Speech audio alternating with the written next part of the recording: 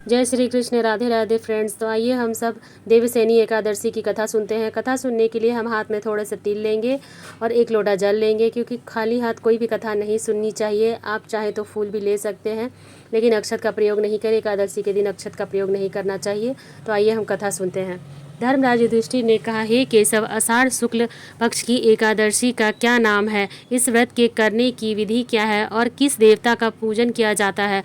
श्री कृष्ण कहने लगे, हे युधिष्ठिर, इस कथा को ब्रह्मा जी ने नारद जी से कहा था, वही मैं तुमसे कहता हूँ। एक समय नारद जी ने ब्रह्मा जी से यही प्रश्न किया था।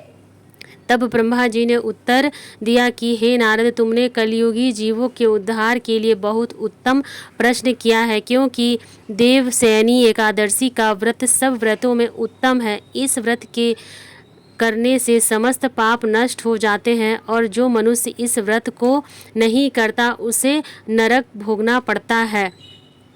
इस व्रत के करने से भगवान विष्णु प्रसन्न होते हैं, और इस एकादशी का नाम पदा एकादशी है। अब मैं तुमसे एक पौराणिक कथा कहता हूँ, तुम मन लगाकर सुनो। सूर्यवंश में माधांत नामक एक चक्रवर्ती राजा हुआ करते थे, जो सत्यवादी और महान तपस्वी थे। वह अपनी प्रजा का पुत्र की भांति पालन किया करते थे। उनकी सारी प्रजा धन धान्य से भरपूर और सुखी थी। उनके राज्य में कभी अकाल नहीं पड़ा था। एक समय उस राजा के राज्य में 3 वर्ष तक वर्षा नहीं हुई और अकाल पड़ गया। प्रजा अन्न की कमी के कारण अत्यंत दुखी हो गई। अन्न के न होने से राजा में ख्याति भी बंद हो गई। एक दिन प्रजा राजा के पास जाकर कहने लगी, हे राजन, सारी प्रजा त्राही त्राही पुकार रही है, क्योंकि समस्त विश्व की सृष्टि का कारण वर्षा है। वर्षा के अभाव में अकाल पड़ गया है और अकाल से प्रजा मर रही है। इसलिए हे राजन, कोई ऐसा उपाय बताओ जिससे प्रजा का कष्ट दूर हो। राजा कहने लगे कि आप लोग ठीक कह रहे हैं। वर्षा से ही अन्न उत्पन्न होता है, और आप लोग वर्षा न होने से अत्यंत दुखी हो गए हैं। मैं आप लोगों के दुखों को समझता हूँ। ऐसा कहकर राजा कुछ सेना लेकर वन की तरफ चल दिए। वह अकेले ऋषियों के आश्रम में भ्रमण करता हुआ अंत में ब्रह्मा जी के पुत्र अंगिरा ऋषि के आश्रम में पहुँचे। वहाँ राजा ने घोड़े को उतर कर अंगिरा ऋषि को प्रणाम किया। मुनि ने राजा को आशीर्वाद देकर कुशल मंगल पूछा। इसके पश्चात उसने आश्रम में आने का कारण पूछा। राजा ने हाथ जोड़कर विनती भाव से कहा कि हे भगवान, आप प्रकार के धर्म पालन करने पर भी मेरे राज्य में अकाल पड़ गया है। इससे प्रजा अत्यंत दुखी है। राजा के पापों के प्रभाव से ही राजा के सभी प्रजा को कष्ट भोगना पड़ता है, ऐसा शास्त्रों में कहा गया है। जब मैं धर्म अनुसार राज्य करता हूँ, तो मेरे राज्य में अकाल कैसे पड़ गया है? इसके कारण क्या है? इसका कारण मुझको आप बताइए।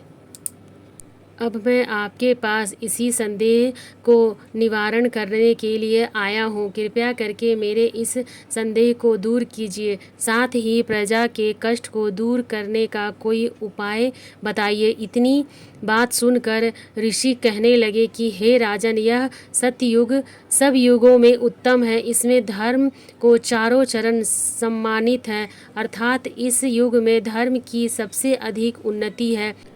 लोग ब्रह्म की उपासना करते हैं, और केवल ब्राह्मणों को ही वेद पढ़ने का अधिकार है। ब्राह्मण की तपस्या करने का अधिकार रख सकते हैं, परंतु आपके राज्य में एक शूद्र तपस्या कर रहा है। इसी दोष के कारण आपके राज्य में वर्षा नहीं हो रही है। इसीलिए यदि आप प्रजा का भला चाहते हैं तो उस शूद्र का वध कर दो। इस पर राजा कहने लगे कि महाराज, मैं उस निरपराध तपस्वी करने वाले शूद्र को किस तरह मार सकता हूँ? आप इस दोष से छुटकारा पाने का कोई दूसरा उपाय बताइए। तब ऋषि कहने लगे कि हे राजन, यदि तुम अन्य उपाय करना चाहते हो तो सुनो। आषाढ़ मास के शुक्ल पक्ष की पदा एकादशी का विधि पूर्वक व्रत करो। व्रत के प्रभाव से तुम्हारे राज्य में वर्षा होगी और प्रजा सुख प्राप्त करेगी, क्योंकि इस एकादशी का व्रत सब सिद्धियों को देने वाला है और समस्त उपद्रव्यों का नाश करने वाला है। इस एकादशी का व्रत तुम प्रजा, सेवक तथा मंत्रियों सहित करो। मुनि के इस वचन को सुनकर राजा अपने नगर को वापस आए और उसने विधि पूर्वक देवशयनी एकादशी का व्रत किया। उस व्रत के प्रभाव से वर्षा हुई और प्रजा को सुख पहुंचा। अतः इस माह की एकादशी का व्रत सब मुनियों, मनुष्यों, ऋषियों को करना चाहिए। यह व्रत इस लोक में भोग कर परलोक में मुक्ति को देने वाला है। इस कथन को पढ़ने, सुनने और मनुष्यों के समस्त पाप का नाश करने वाला है। इसके साथ ही हमारी देवशयनी एकादशी की कथा समाप्त होती है। आप लोगों को यह कथा का वीडियो कैसा लगा मुझे कमेंट करके ज़रूर बताइएगा। आप लोग कहाँ से मेरा वीडियो देखते हैं ये भी मुझे ज़रूर बताइएगा। अगर मेरे चैनल पर नए हैं तो सब्सक्राइब कर लीजिएगा और एक लाइक तो ज़रूर कर दीजिएगा। राधे राधे फ्रेंड्स। इसके साथ ही हम अपने हाथ में जो तिल लेते हैं, फूल लेते हैं, उसे हम नारायण को समर्पित कर देंगे। जय श्री कृष्ण।